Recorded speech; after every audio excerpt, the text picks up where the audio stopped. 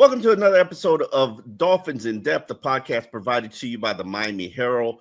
We have our first official training camp battle winner, and we'll get into that right now on this installment of Dolphins In Depth. Joining me is Isaiah Smalls, Miami Herald Dolphins columnist.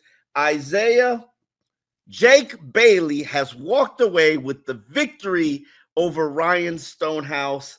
I think it can help when you explain he's averaging 13 more net yards on the 3 points that he had. Also longer hang time. But were you surprised at the outcome of this battle? Not necessarily. I mean, Jake Bailey has been here for a minute, right? I think they might have brought him in. Obviously, Stonehouse, I believe, had a really good year last year. I think he had like one of the biggest legs in the NFL last year. And so, unfortunately, it didn't go his way. And I'm sure for Craig Aukerman, the new special teams coach, it probably wasn't easy to tell your guy that you brought over here essentially with you, like, hey, we're going in a different direction. But, Jake Bailey is going to be here. Now the only question is who gets number 7. Because Taj Washington also got number 7. And I did not realize that until the game. So I was like, there's somebody else who's got a double number. I can't remember which one it is. Yeah, no, you're completely correct. It's Kendall Sheffield and Quinn Ewers. That's who it was as well. Yep. Here's the thing. It's funny because I remember watching Jason Sanders console Jake Bailey, and I was just like, in one day of practice, I was just like, man, Jake must be feeling the pressure of losing the battle. And it's very interesting to see how the outcome of this. I don't know if there was any salary restructuring because Stonehouse was making substantially less. Usually when the Dolphins have you up against a corner, that's when they choose to shake you down as an organization. But congratulations to Jake. Hopefully he has a good season. And they said they released Stonehouse, giving him opportunity to catch on with other teams. In other news, the Miami Dolphins have made a signing, even though it isn't official. Matthew Judon is joining the Miami Dolphins team. As I said, this comes to me a little surprising because I would make the argument, and I don't know where you stand on it, that pass rusher was probably the deepest position. Edge rusher was probably the deepest position on the team. No, definitely. Could everybody play every role? Probably not. You could never have enough pass rushers or defensive ends. So that's a factor. But I have 2 issues with this signing, really 3. One, Matthew Judon is 33 years old. The moves that you've made this season basically have stated to the public, we're done with old players. We're going young, cheap, and Matthew Judon, he's supposed to make an incentive-laden deal for $6 million. We'll see when the real terms of the deal are reported, what it comes down to. I believe Odell Beckham was supposedly on the contract for a contract that could pay him $9 million, and he really only made $3 million. That's the funny business of agent reporting information. But here is Dolphins defensive coordinator Anthony Weaver on what Matt Judon could bring to his defense. Enough of those guys, right? So he's a guy with the skill set he has. He's physical presence, can win on the edge with both power, has a mean power rip move, really good hand fighter. So everything he's shown on film is what we look for in our edges. So he's a great complement to all the guys that we have, and thrilled to have him. Some people use NASCAR. That's kind of like the most common one, where if you were to have Chop, Jalen, Bradley, and Judon all out there, some people go NASCAR. What's a word that you've used over the years for that speed package? I can't tell you our words. Because then they're going to listen on TV and they're going to hear me say it and they're going to know it's coming. We have a bunch of different words. I told Benito we got that half a sack a few weeks ago. We might put in the meat package. And we kind of ran out there, right? Jordan Phillips, maybe 4-minute, but. Ferrari. Hey, maybe. We'll see. We'll see. Wait and see. That was a funny line from Anthony Weaver. I didn't know he was that funny. The meat package. Pause on that one. But Yeah. what do you expect from Judon when he is finally able and ready to practice? I mean, to me, it just gives more depth to what was already the deepest unit on the team, right? I don't think I necessarily buy the idea that, okay, well, they're bringing him in because they're going to make a trade or anything like that, because I don't personally believe Jalen Phillips and Bradley Chubb's trade value is that high, to be honest, just to be frank. So not right now, not coming off of injury seasons and back-to-back injury seasons for Jalen Phillips. I mean, I just don't think that their trade value is extremely high. And so I think the only reason you bring this in is, look, that final day of joint practices versus the Lions, when there was no sealer, Phillips was out. I mean, and Chop had played, and so did Chubb, but they weren't really getting as much pressure as you would like, right?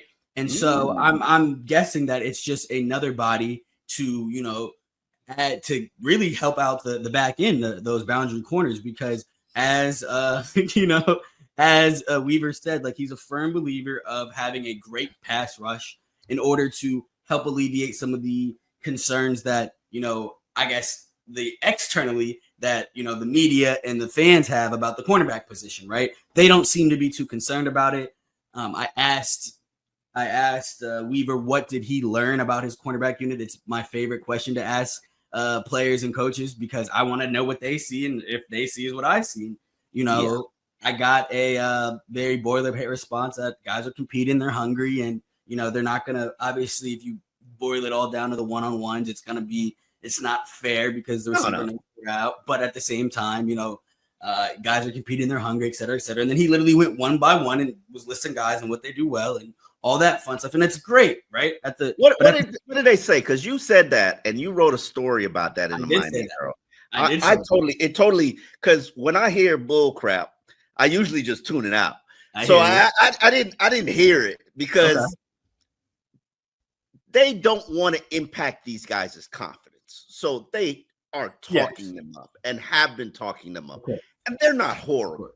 They're not horrible, but they're all not good.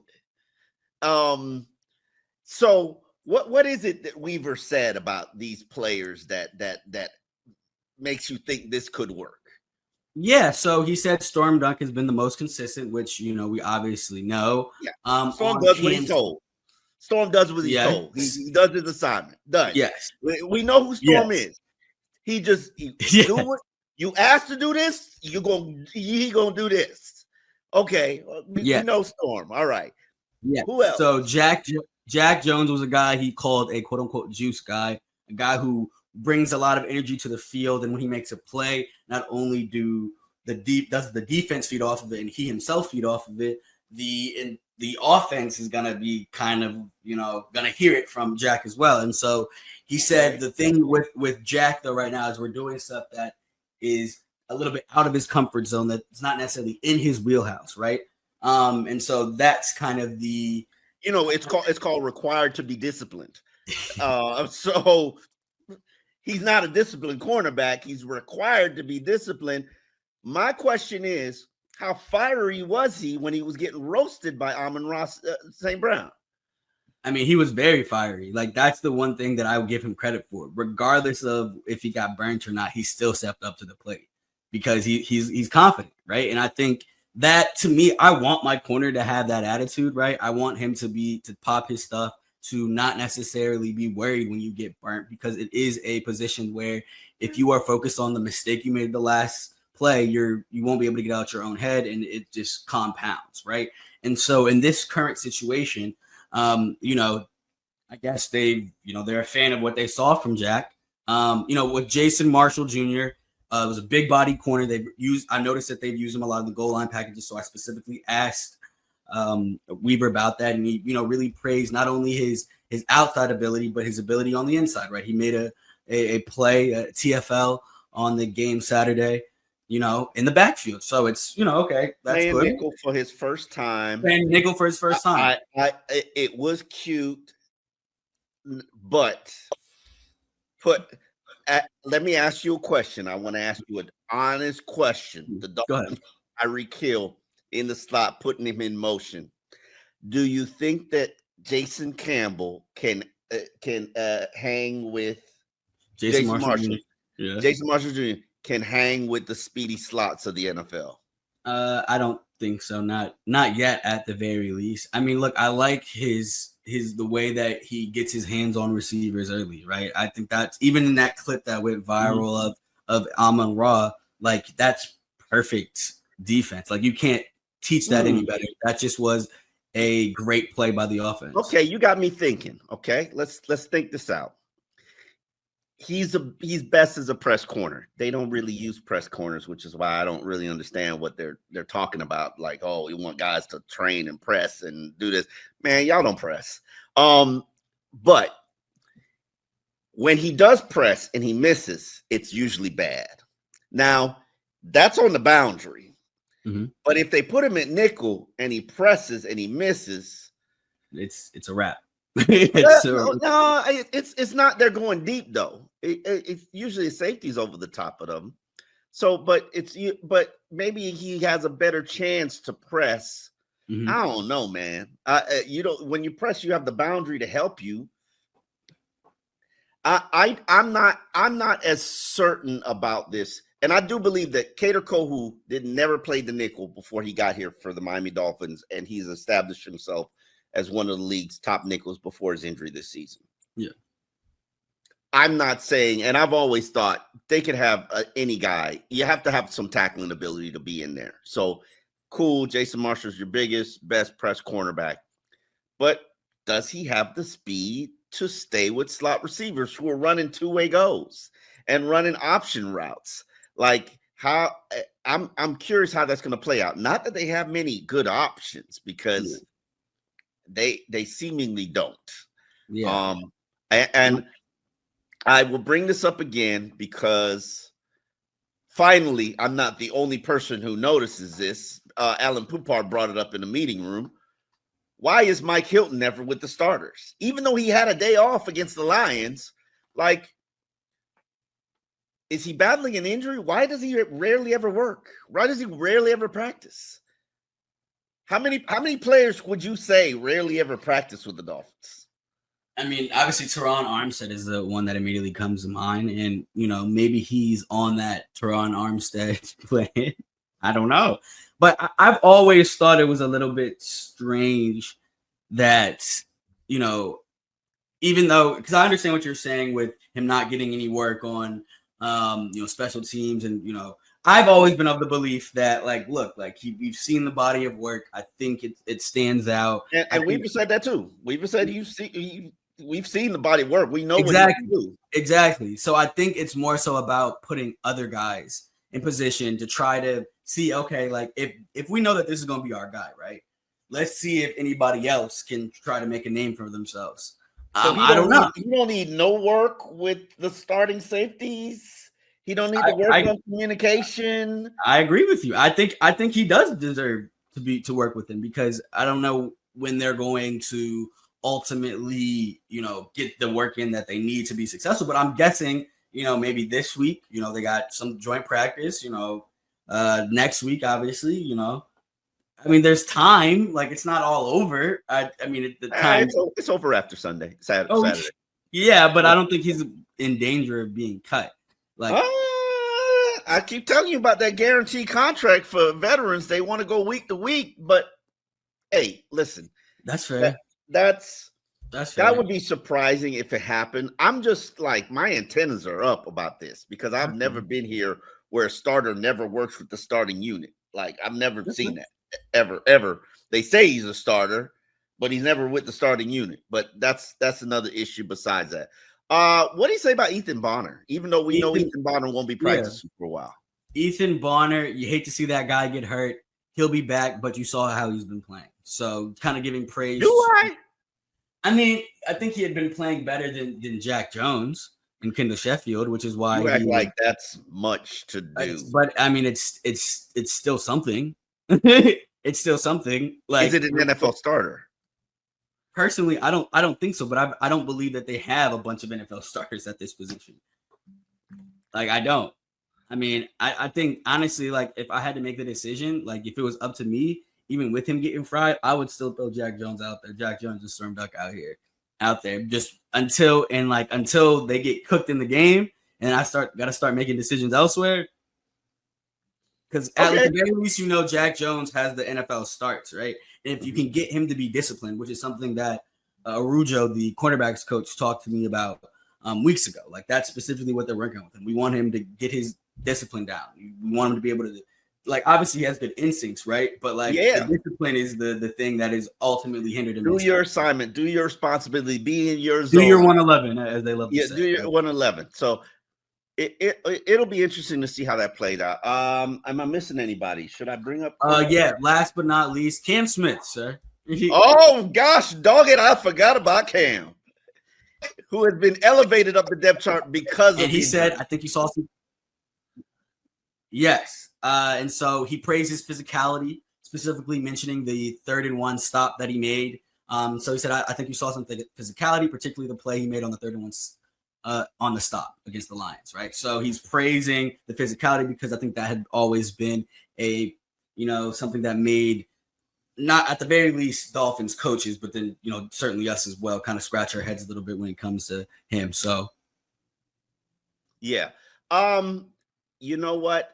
This week is very important for Cam Smith. I think it's probably his last week as a Dolphin unless he gets injured. You just see that there's a level of frustration that the organization has had with him. Level of professionalism has not been there.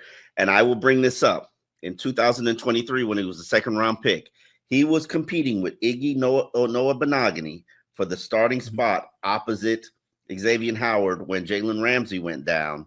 And it went to the final exhibition game against the Jacksonville Jaguars, where he was roasted on a stop and go for 74 yards and fell into Vic Fangio's doghouse and never got out. And here we are 3 years later. He's practicing against the Jacksonville Jaguars again, playing in probably his final game for the Miami Dolphins against Jacksonville. We will see if there is growth. I've always been puzzled by Cam Smith's decline because you saw ability as a rookie. I think maybe his confidence got wavered and never got it back. They want all cornerbacks playing with confidence. I don't think Cam Smith had it. Maybe he got it back from what he did against the Lions, or maybe he feels the hunger of I'm about to be unemployed if I don't ball. Yeah, I mean, sometimes when you're back against the wall, you get to see who that person really is. Adversity, Definitely. So we also talked to Frank Smith, who, by the way, Darren Waller's not practicing still. Probably not going to practice unless he puts out there on the practice field tomorrow. I am at the point where I'm pretty much convinced he's not going to participate in all of training camp as he gets himself ready to come out of retirement. But Frank Smith says he's one of the smarter players that he has ever coached, and he does not have any concern about him learning the offense or knowing his assignment and the versatility that he brings. It seems like the Dolphins basically just want to unleash him in the regular season unless he's going to begin the year on a PUP. Does that worry you at all that Darren Waller still hasn't hit the practice field? No, only because they've been very consistent with their messaging. Like, they've said from the very beginning that they don't want to bring him back during joint practices, which I can understand, right? Because if your first practice back is hitting against people who don't necessarily have your best interests in mind, it could, lead to something bigger down the line, right? And so I'm of the belief, and plus I also don't want to do a stop and go thing, right? Where like we put him out there and then now we got to take him back and then we put him out. I don't believe in that. Like, I want him to go when he's 110% ready. But hold on. Go ahead. Can't you didn't Ife Melifonwu participate for a week in individual drills before he got into teamwork? But if he isn't coming off of like retirement, like he's coming off of a major injury, but he wasn't coming off of retirement. I think there's Okay. different. So you're telling me that Darren Waller can't do individual drills right now? Darren Waller can't even just wear his pads out at practice right now? Again, I'm a firm believer of not starting and stopping, right? I don't want to do the starting and stopping. I want when you are back, I want you to be 100% fully able to participate. You can do everything. It doesn't matter anything.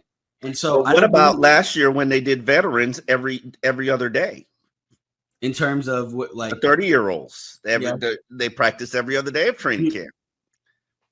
You're right.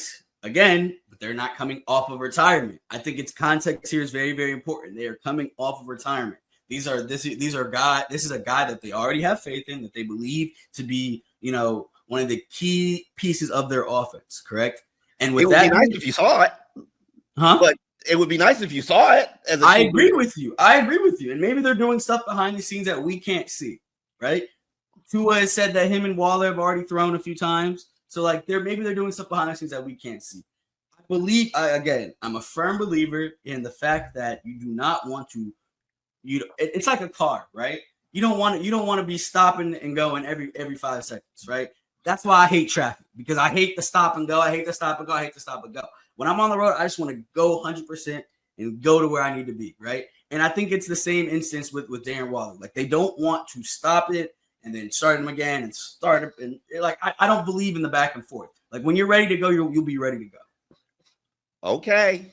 It all makes no sense to me, but hey. I hear you. I get it. I understand it. Am I a fan of it? No, but I can understand the line of thinking. Okay. All right. It seems like they're going to begin the season with him on the PUP. That's the only logical, considering you got 2 weeks of practice left. One joint practice, one exhibition game, and then a week where you basically get to practice amongst yourself. And see your new team. We'll see how it plays out. But Frank Smith also talked about the Dolphins offense, and he was asked about, could there potentially be a quarterback battle and Frank Smith and a running back battle? And Frank Smith basically pimps out both of those questions and threw all of the pressure and responsibility on the offensive line. Here's Frank Smith addressing the competition at running back. Running back, Chubb? Ultimately, right now, and I know you guys are like, well, it's a week. There's only a couple days left, and your assessments come. It really, for us, though, it's an ongoing process all the way, because sometimes the look that one guy gets is different than the other guy gets. The one guy gets maybe a better look or better block play. The other one has to make more out of something else. So I think Ollie's done a great job understanding what we're trying to do. He too has things that he's working on, but he's done a good job in his preseason opportunities. And I think this week will be important for all of the blocking guys in the running game and along with the backs to really, what do we learn over these 10 days when we're running into looks that maybe weren't ideal? What do we take that to this week as we're going against Jacksonville in preparation for Jacksonville? So I think, he's done a good job. But I ultimately think that as a core up front, that's where we got to make sure that we're all connected, especially for the help of running backs. On that note, we're done with today's episode of Dolphins in Depth. Come back tomorrow where we can wrap up Wednesday's practice, which gets the team prepared for Thursday's joint practice against the Jacksonville Jaguars. On that note, we are out.